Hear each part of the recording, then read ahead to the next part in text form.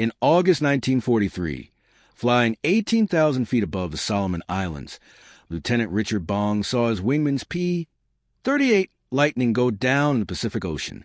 They'd been caught off guard by 3 Japanese Zeros diving from above. Now Bong was alone, and one Zero was closing in fast on his tail. He tried the standard offensive move, a sharp right turn at full throttle, climbing to gain an edge. But the Zero turned tighter. The enemy pilot was lining up for a shot, and Bong had just seconds before the Zero's 20mm cannons opened fire. What he did next wasn't in any training manual. Bong flipped his plane completely upside down and pushed the stick forward, sending the P-38 into a dive toward the ocean. Because he was inverted, the dive went in a direction the enemy didn't expect. Blood rushed to his head, his vision blurred, and for a moment, he could barely see his instruments. When Bong finally leveled out at 12,000 feet, the Zero had overshot and was now out of position. Bong had survived, and by doing so, discovered a maneuver that would end up changing air combat tactics in the Pacific. This move broke every rule pilots were taught in training. Flight schools in California and Arizona warned against flying with negative GS. It could damage the plane, knock out the engine, or even cause a pilot to black out. But in real combat, survival came first. When a Zero had you in its sights, rules didn't matter. American pilots who made it through those early fights with Japanese Zeros learned a hard truth. The standard U.S. air combat training was getting them killed. Japanese pilots had years of experience flying combat missions over China and knew exactly how to use the strengths of their Mitsubishi A6M0. U.S. pilots, on the other hand, were relying on peacetime tactics that didn't hold up in actual dogfights. Between 1942 and 1944, a small group of U.S. fighter pilots started pushing the limits. They proved that the human body could handle physical stress that aviation experts had said was unsafe. They also showed that their planes could survive high-risk maneuvers that engineers had warned against. And most importantly, they learned that sometimes the only way to survive was to go straight at the danger, not run from it. This was a far cry from the clean, polished version of air combat that showed up in official reports. This was real, raw, fast, and deadly. One wrong move, and you didn't come back. The Zero first saw combat in China in 1940. By the time the U.S. entered the war in late 1941, Japanese pilots already had thousands of hours of real-world combat experience. Their tactics were sharp, and their planes were a serious threat. The Zero was especially dangerous at slower speeds. Under 300 miles per hour, it could turn tighter than almost any other fighter in the sky. In fact, it could turn about 400 feet tighter than AP-38 Lightning and nearly 500 feet tighter than an F-4F Wildcat. That gave it a big edge in the kind of turning dogfights U.S. pilots had trained for. A skilled Zero pilot could quickly swing inside an American plane's turn and get into position to fire. Early battle reports from the Philippines and Java painted a grim picture. American pilots tried boom and zoom tactics, diving down fast attack, firing, then climbing back up. But if they didn't take out the Zero on the first pass, they were in trouble. The Zero would just break into a tight turn, and when the American tried to follow, they'd lose speed and end up being the one chased instead of the one chasing. By mid-1942, in some parts of the Pacific, Japanese pilots were shooting down 3 American planes for every one they lost. U.S. squadron leaders were starting to admit the obvious. You couldn't beat the Zero by trying to outturn it. Each American plane had some strengths. The F-4F Wildcat was tough and could dive fast, but it rolled slowly. The P-40 Warhawk handled well in vertical climbs and dives, but it didn't perform well at high altitudes, where many fights took place. The P-38 had 2 engines and packed serious firepower, but its wide turn radius made it vulnerable in horizontal dogfights. Pilots were told to play to their aircraft strengths, avoid tight turns, and keep their energy up. All smart advice. But once the fight started, things didn't always go by the book. What made things even harder for U.S. pilots in 1942 and early 1943 was how experienced the Japanese naval aviators were. Many of them had been flying combat missions since the late 1930s. They knew exactly how to manage their speed, aim ahead of fast-moving targets, and fly in tight, coordinated groups. They had a clear sense of how to trap American pilots and used the Zero's tight turning ability to finish the fight. One tactic the Japanese used often was having one Zero fly straight and steady to look like easy prey. As soon as an American fighter moved into attack, two more Zeros would swoop in from above or the sides. In seconds, the U.S. pilot would go from attacker to defender, and once a turning fight started, the Zero had all the advantages. Dogfighting is all about physics. How tightly a plane can turn depends on its speed and the G-forces it can handle. The Zero was built light. It didn't have much armor or self-sealing fuel tanks. That made it faster in tight turns. American planes had heavier equipment, more armor, and better guns to protect the pilot. But all that added weight meant they couldn't turn as sharply. So American pilots were stuck trying to outmaneuver a plane designed to outturn them, while flying aircraft built more for staying power than agility. The move that ended up saving a lot of lives wasn't something out of a manual. It came from pure instinct and real-world trial and error. It was later called a split S. The move involved flipping the plane upside down and pulling into a dive. Normally, pulling back on the stick creates positive G-forces, pushing blood toward the legs, causing your vision to gray out if it gets too intense. But when you roll inverted and push forward on the stick, you get negative GS. Blood rushes to your head. Your vision goes red at the edges, which pilots called a red dot. Back in 1942, aviation experts believed pilots could barely handle negative GS. Studies said even -2 GS could be disorienting and dangerous. Official advice was to avoid them completely.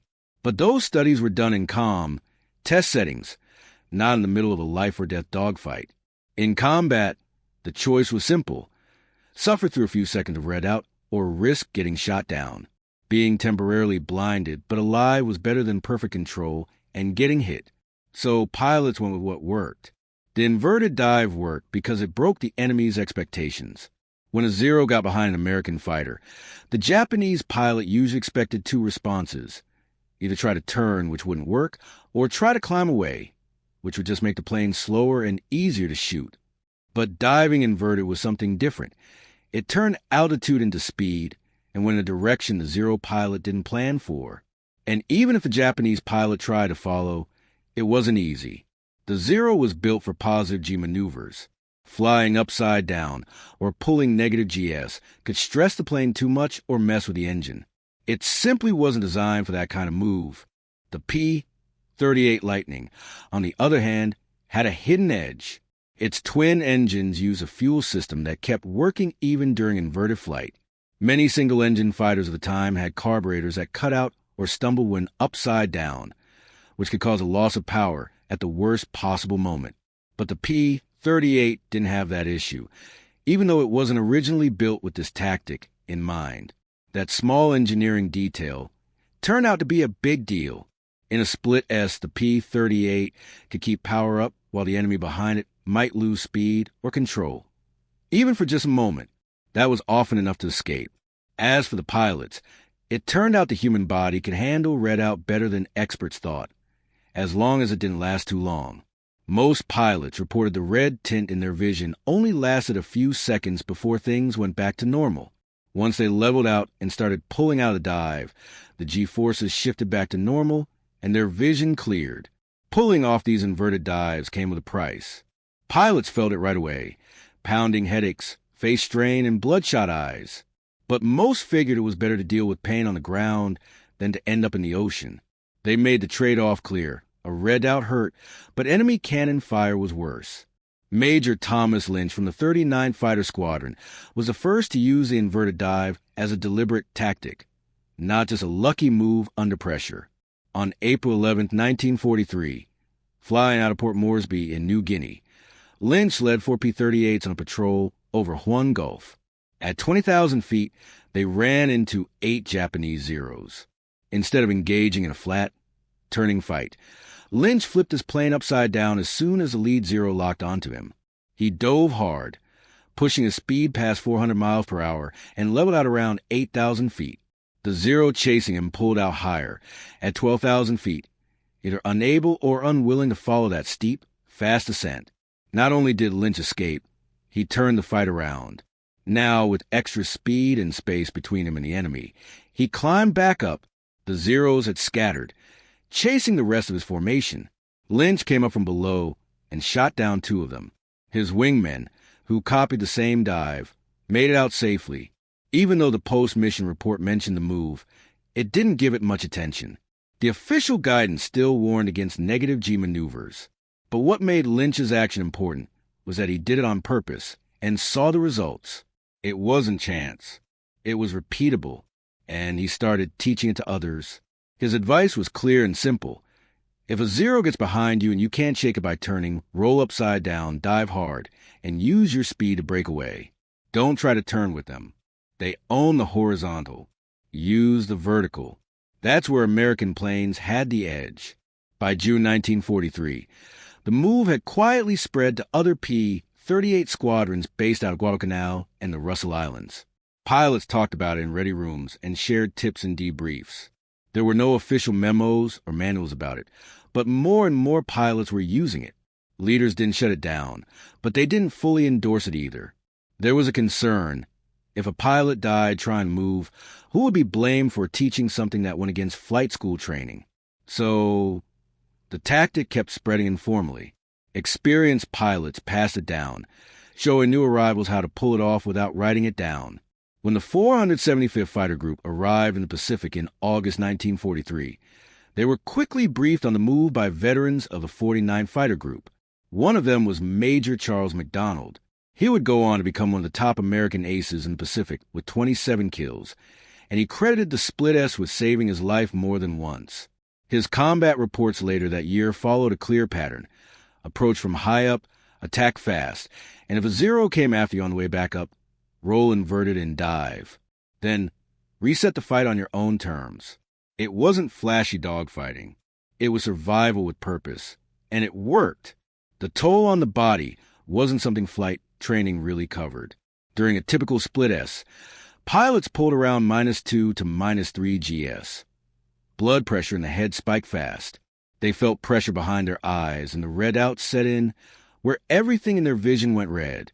That happened because blood rushed to the head, filling tiny vessels in the eyes and skin. For those few seconds, pilots were basically flying blind. They had to rely on feel, muscle memory, and instruments to keep the plane under control. Captain James Moorhead, a flight surgeon at Henderson Field on Guadalcanal in late 1943, studied what this maneuver was doing to pilots' bodies. He examined dozens who used the inverted dive regularly. Nearly all of them had small blood vessel bursts in their faces, tiny red spots around the eyes and forehead. It wasn't fatal, but it showed just how extreme the maneuver really was. Some pilots suffered burst blood vessels in their eyes, turning them completely red for days. Intense headaches were common across the board. A few also dealt with blurry vision or trouble focusing for hours after landing. Captain Moorhead, the flight surgeon on Guadalcanal, looked into it. While he never published his findings officially, he concluded that while the maneuver caused real physical stress, it didn't leave lasting damage. The bigger danger was those few seconds of total vision loss. During redout, a pilot couldn't see basic instruments like altitude, speed, or pitch, and definitely couldn't see enemy planes or the ground below. Once you committed to the dive, there was no turning back. You had to trust your setup, dive angle, control input, timing. It was all or nothing. And if you got it wrong, starting too low or staying inverted too long, it could cost you everything. There was no room for mistakes at 5,000 feet. At 15,000, you had some space to recover. So pilots develop a rule. Don't go inverted below 8,000 feet, unless there's absolutely no other choice. Veteran pilots began finding ways to shorten the redout effect. Some would tense their face and neck muscles to slow blood flow to the head. Others eased off on the stick a bit. Less G-force, less pressure, but more visibility. It was a trade-off. Pulling harder meant faster escape, but with complete blindness. Pulling lighter meant you might still see a bit, but risked not breaking contact. Most pilots chose a more aggressive option. They figured a few seconds of blindness was better than getting shot down. It wasn't an easy decision, though. The mental challenge was just as tough as the physical one. Humans are wired to avoid pain and fear, especially the feeling of not being able to see. But these pilots learned to push through that instinct. The first time was terrifying. The second didn't feel much better. But after enough missions, it became just another part of the job, like dodging flak, managing fuel, or losing a friend in combat. The body adjusted. The mind adjusted. What once seemed insane in training became second nature in battle, because the alternative was worse. By late 1943, this inverted dive tactic had spread across the Pacific like a quiet code. It wasn't in any official handbook, but P-38 squadrons throughout New Guinea and the Solomon Islands were regularly teaching it to new arrivals within their first week on the ground. The lessons were informal. A seasoned pilot would take a rookie aside after dinner and explain the move, what worked, what didn't, and what got people killed. Squadron leaders knew these talks were happening. Some encouraged it directly. Others looked the other way, just in case higher-ups asked questions they didn't want to answer. One of the few commanders to make it official was Colonel Neil Kirby, who led the 348 Fighter Group flying P-47 Thunderbolts out of Port Moresby. In October 1943, he added the split S to his unit's combat strategy. The P-47 was heavier than the P-38 and couldn't compete in tight turns, but it could dive like a rocket, and its radial engine handled negative GS pretty well. Kirby didn't sugarcoat it. He told his pilots straight up, "Try to turn with a 0 and you'll die. But use the P-47's power and speed. Dive down, attack from above, and if things go bad, roll inverted and escape vertically. That's how you stay alive." He led by example. On October 11, 1943, Kirby shot down 6 Japanese planes using these exact tactics. He was awarded the Medal of Honor for that mission. Marine pilots flying F-4U Corsairs began picking up on the same idea in early 1944. The Corsair had better overall performance than the Zero, except in turning radius. From bases like Munda and Vella La Vella, Marine squadrons found the inverted dive worked even better in the F-4U than in twin-engine fighters. Its powerful R-2800 engine didn't lose thrust during negative GS, and a plane's strong airframe could handle the stress of pulling out a high-speed dive without breaking apart. That gave Marine pilots confidence to use the move aggressively, knowing their aircraft could take it. Major Robert Gaylor, working with the Black Sheep Squadron VMF 214, repeatedly demonstrated the inverted dive during training sessions. He made one thing clear. This move was for defense, not for offense. It wasn't about going in for the kill. It was about staying alive. By mid-1944, the maneuver had made its way to Navy fighter squadrons operating from carriers in the Central Pacific. Pilots flying off ships like the USS Essex and USS Lexington were now getting briefed on inverted dives as a legitimate tactic. The name varied. Some called it a split S, others referred to it as a negative G break, and some just said roll down and dive. The name didn't matter. The move was the same. When standard offensive moves failed, flip over and dive fast. The general rule held, don't attempt it below 8,000 feet. Below that, it was either fight to the end or hope for another escape route. Not every aircraft could handle the maneuver equally. Pilots flying F-6F Hellcats reported that their carbureted engines would sometimes stumble or cut out during extended inverted flight, though they usually restarted quickly. P-40 Warhawk pilots found their planes could take the stress, but couldn't dive fast enough to reliably escape zeros. Because of this, pilots had to tailor their tactics to what their aircraft could do, but the core lesson became universal across the Pacific. When in trouble, go vertical. Going up or down beat turning in circles every time. The horizontal turn was the Zero's home turf. Vertical maneuvers shifted the fight. Eventually, Japanese pilots began to notice the pattern. By late 1943, reports from returning Zero pilots mentioned that American fighters often rolled over and dove away at high speed. At first, Japanese commanders saw this as a sign of weakness, assuming U.S. pilots were running away rather than fighting. That assumption proved dangerous. What they missed was that the inverted dive was a retreat. It was a reset. It let American pilots choose when to re-engage and on what terms. Some Japanese pilots tried following American fighters into the dive, That often ended badly. The Zero, designed to be lightweight and agile, couldn't handle those kinds of high-speed vertical dives. Its airframe was built for positive G loads, not for the stresses of inverted or negative G flight. When they tried to follow P-38s through steep dives, some Zero pilots ran into fluttering control surfaces or outright structural failure. Others experienced power loss. Their engines couldn't keep up with the demands of flying upside down, and they'd lose thrust right when they needed it most. One major incident in December 1944 over Leyte Gulf showed how deadly this mismatch had become. Lieutenant Colonel Thomas McGuire, flying a P-38, was jumped by 4 Zeros at 18,000 feet. When the lead Zero got into firing range, McGuire rolled inverted and dove. The Japanese pilot tried to follow. Two things happened at once. McGuire's P-38 passed 450 miles per hour during the dive without a problem. Meanwhile, the Zero chasing him began to shake violently around 380 miles per hour and had to pull out early to avoid breaking apart. McGuire leveled out at 6,000 feet, then climbed back into the fight with more speed and energy and shot down 2 of the 4 attackers. The remaining 2 broke off and fled. By this point in the war, the Zero was no longer the unstoppable threat it had been in 1942. Its best traits, lightweight agility and tight turning, mattered less in late 1944 combat, which had shifted to faster, high-altitude, hit-and-run engagements. The same features that made the Zero deadly early on now left it exposed. It lacked armor. It couldn't dive fast. Its structure couldn't handle the new pace of combat. Japanese designers saw the problem. New versions of the Zero and newer planes like the J-2M Raiden Jack tried to fix those weaknesses with stronger frames and better dive performance.